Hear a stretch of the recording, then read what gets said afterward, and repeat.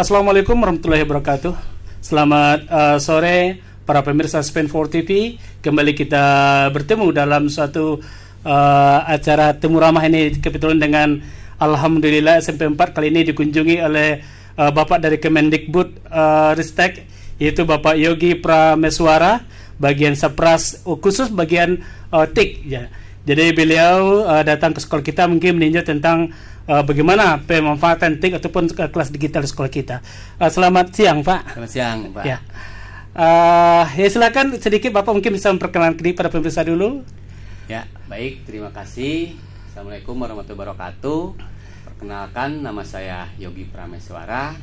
Saya di Direktorat SMP di sini sebagai tim teknis gitu ya, khususnya untuk TIK gitu ya. Jadi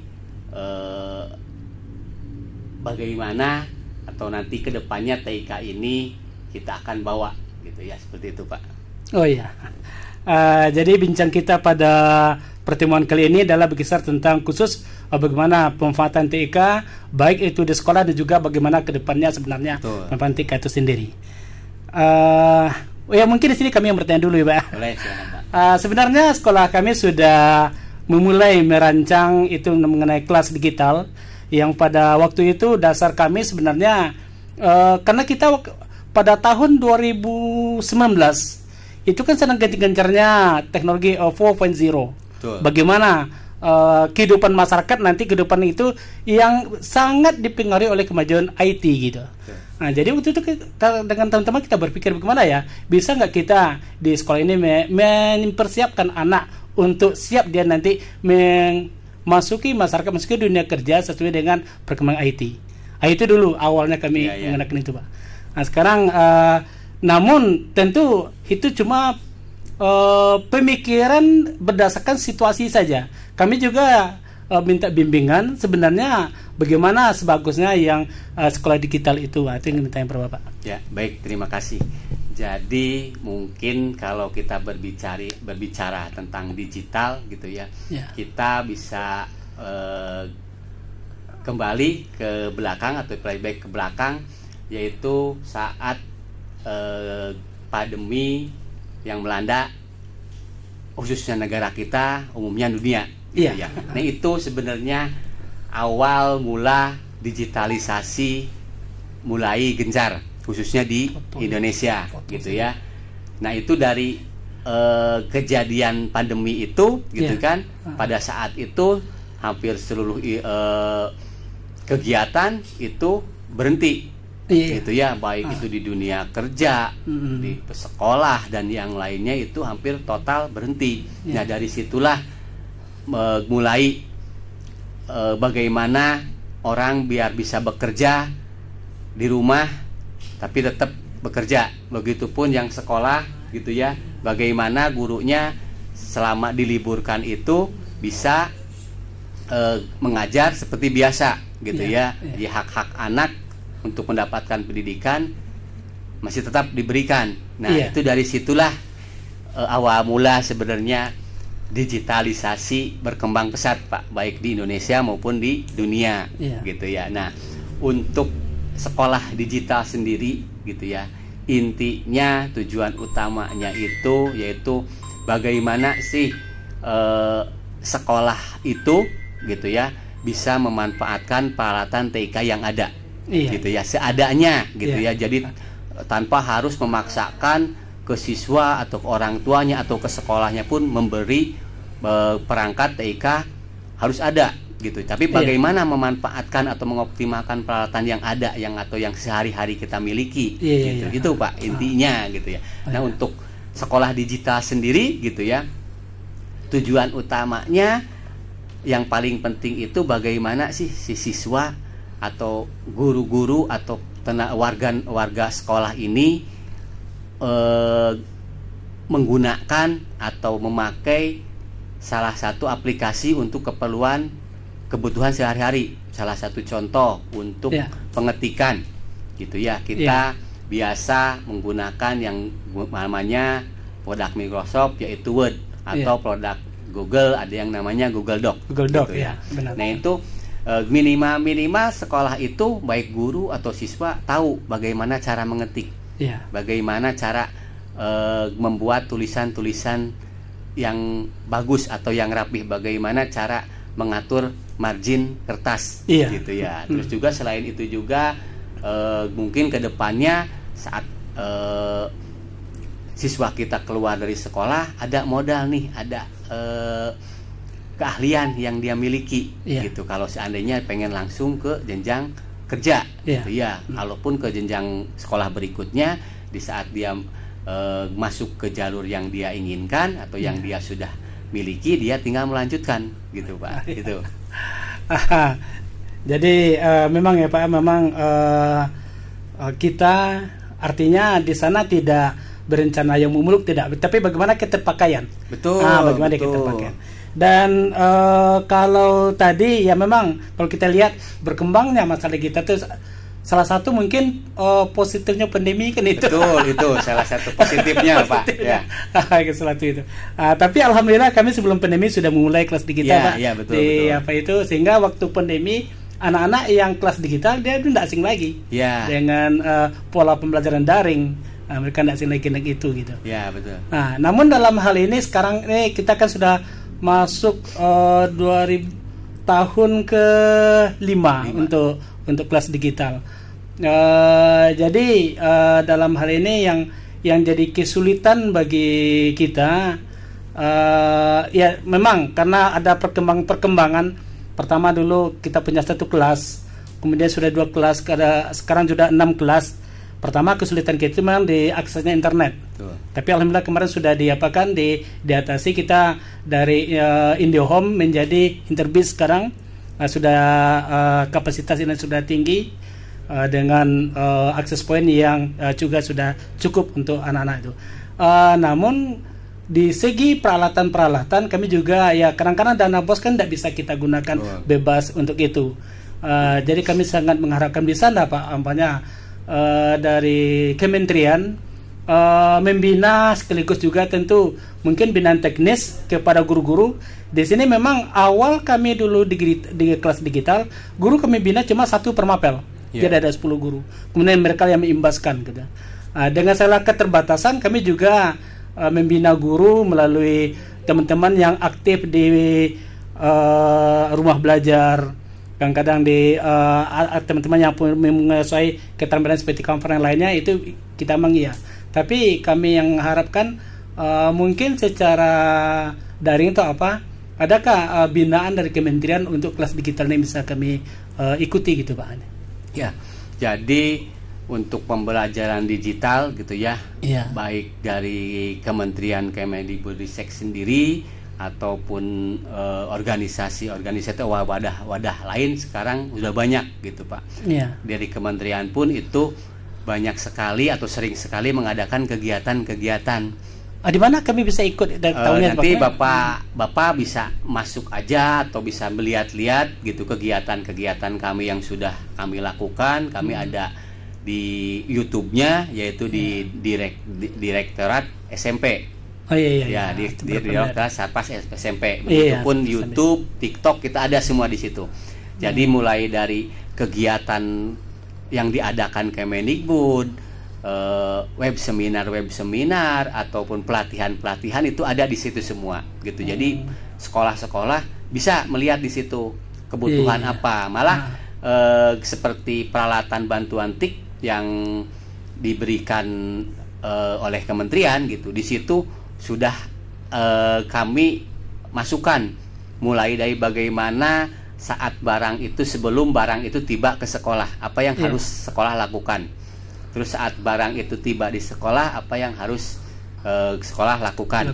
Terus juga saat barang itu udah datang, udah dipegang, bagaimana sih cara menggunakannya. Dari mulai cara buka dari dusnya sampai membuka menyalakannya gitu ya. Terus bagaimana kalau seandainya barang itu rusak, ada troubleshootingnya di situ. Di situ juga ada penggunaan aplikasinya gitu kan. Di situ ada juga gitu. Jadi di situ komplit, malah sampai troubleshooting, penggunaan aplikasi, sampai hal-hal yang pelaporan pun di situ ada Pak. Kita gitu. Jadi udah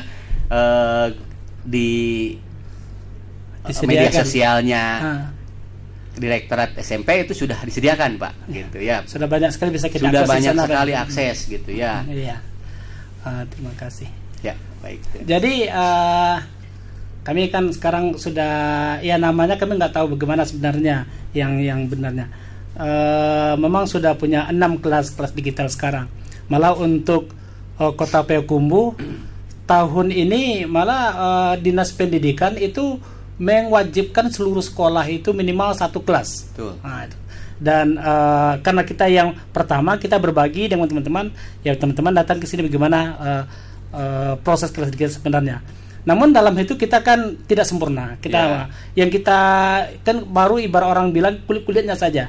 Jadi dalam hal ini kami minta juga binaan dari Bapak, apa-apa kira-kira kedepannya yang harus kami lakukan untuk lebih berkembangnya kelas digital kami. Gitu. Jadi sebelum kita masuk apa yang harus kita lakukan, jadi kita harus tahu dulu konsep digital sekolah itu. Gitu ya. Nah, konsep digital sekolah itu pasti akan punya arti yang bermacam-macam, tergantung tujuan dari dibentuknya atau dibuatnya sekolah digital.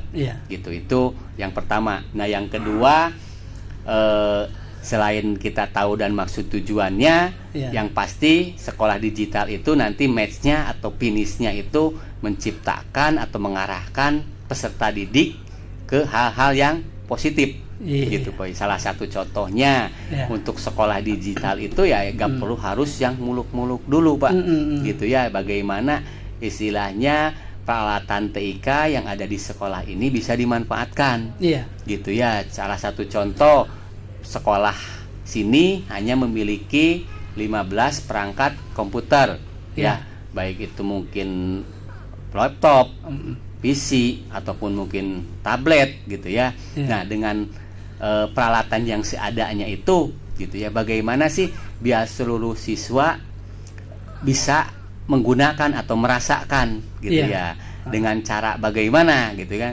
mengaturnya. Berarti kita di situ harus digitalisasinya, harus membuat manajemen penggunaan perangkatnya dengan jumlah siswa yang begitu banyak, dengan peralatan TIK yang seadanya. Berarti kita di situ harus membuat digitalisasi dengan cara manajemennya dulu, pembuatan manajemennya, pengaturan pemakaian peralatan TIK-nya. Gitu. Dari situ baru nanti kita akan menemukan dari manajemen pembuatan jadwal penggunaan TIK contohnya. Di situ nanti kita akan belajar nih, oh ternyata dengan aplikasi yang kita buat atau susunan yang kita buat di sini, oh bisa dibuatkan ke aplikasi. Gitu kan, itu salah satu secara tidak langsung, oh ini yang kita buat kotet-kotetan tulisan bisa loh dijadikan aplikasi, bisa diadopsikan ke sekolah-sekolah lain, gitu Pak. Seperti itu Pak, paling. Jadi sebenarnya tidak begitu langkah real saja yang kita. Betul. Kadang-kadang dalam kehidupan sehari-hari gitu ya, yang kita lakukan yaitu sebenarnya kalau yang berhubungan dengan digital atau teknologi ya sebenarnya itu hal yang bisa kita manfaatkan. Gitu. Salah satu contohnya kita seneng membuka YouTube nih, gitu kan. Kenapa kok nggak buat konten kita sendiri daripada nonton orang lain? Kenapa kok orang lain yang jadi terkenal? Kenapa nggak kita yang terkenal? Gitu kan, seperti itu ya Pak ya? Memang benar.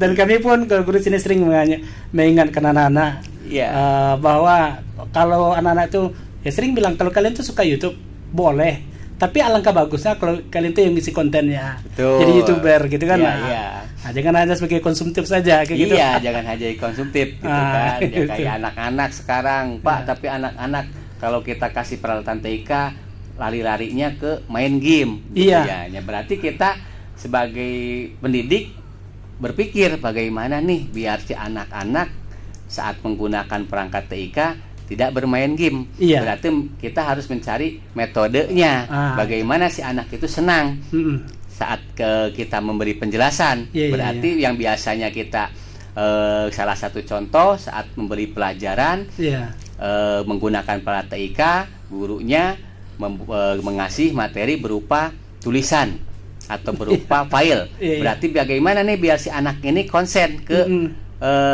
perangkatnya. Dengan menggunakan berarti kita mencoba membuat media belajar yang menarik. Salah satu contohnya membuat gambarnya atau medianya itu bergerak atau bisa berubah-ubah, membuat animasi. Berarti kan otomatis secara tidak langsung si anak akan konsen. Dia akan berpikir, loh kok ini bisa gini ya, kok bisa tulisannya berjalan gitu ya, atau naik turun atas bawah secara tidak langsung. Kan nanti si anak akan ngelihat gitu kan, pasti nanti bertanya, Bu ini gimana, Pak ini gimana caranya membuat ini gitu. Akhirnya dia termotivasi untuk membuat gitu. Dia sibuk dengan pekerjaannya sehingga lupa lagi yang game tadi kan. Betul, seperti itu. Kalau hanya kita larang gitu saja emang nggak bisa. Tapi larangnya berikan yang lain. Nah, betul gitu. Kalaupun seandainya anak ini nih bandel tetap main game, ya udah kita berarti nyari ide nih, game apa yang positif buat anak ini. Istilahnya salah satu contoh udah deh kasih kuisis gitu kan, di situ ada gamenya tuh gitu kan, ada waktunya, bisa di waktu gitu kan, terus menyeting istilahnya apa dengan soal yang berbeda gitu kan, atau pakai ikon-ikon gitu kan, itu menarik akhirnya gitu.